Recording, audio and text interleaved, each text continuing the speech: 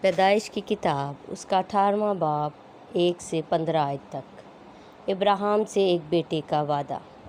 پھر خداوند ممرے کے بلوتوں میں اسے نظر آیا، اور وہ دن کو گرمی کے وقت اپنے خیمہ کے دروازہ پر بیٹھا تھا، اور اس نے اپنی آنکھیں اٹھا کر نظر کی، اور کیا دیکھتا ہے کہ 3 مرد اس کے سامنے کھڑے ہیں۔ وہ ان کو دیکھ کر خیمہ کے دروازہ سے ان سے ملنے کو دوڑا اور زمین تک جھکا اور کہنے لگا، اے میرے خداوند، اگر مجھ پر آپ نے کرم کی نظر کی ہے تو اپنے خادم کے پاس سے چلے نہ جائیے، بلکہ تھوڑا سا پانی لایا جائے اور آپ اپنے پاؤں دھو کر اس درخت کے نیچے آرام کریں۔ میں کچھ روٹی لاتا ہوں، آپ تازہ دم ہو جائیں، تب آگے بڑھیں، کیونکہ آپ اسی لیے اپنے خادم کے ہاں آئے ہیں۔ انہوں نے کہا، جیسا تو نے کہا ہے ویسا ہی کر۔ اور ابراہیم ڈیرے میں سارہ کے پاس دوڑا گیا اور کہا کہ 3 پیمانہ باریک آٹا جلد لے اور اسے گوندھ کر پھلکے بنا۔ اور ابراہیم گلہ کی طرف دوڑا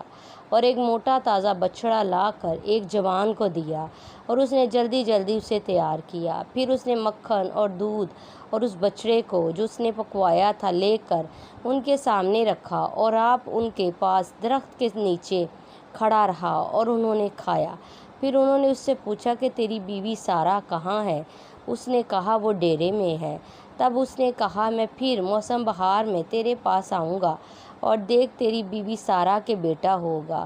اس کے پیچھے ڈیرے کا دروازہ تھا۔ سارہ وہاں سے سن رہی تھی، اور ابراہیم اور سارہ ضعیف اور بڑی عمر کے تھے، اور سارہ کی وہ حالت نہیں رہی تھی جو عورتوں کی ہوتی ہے۔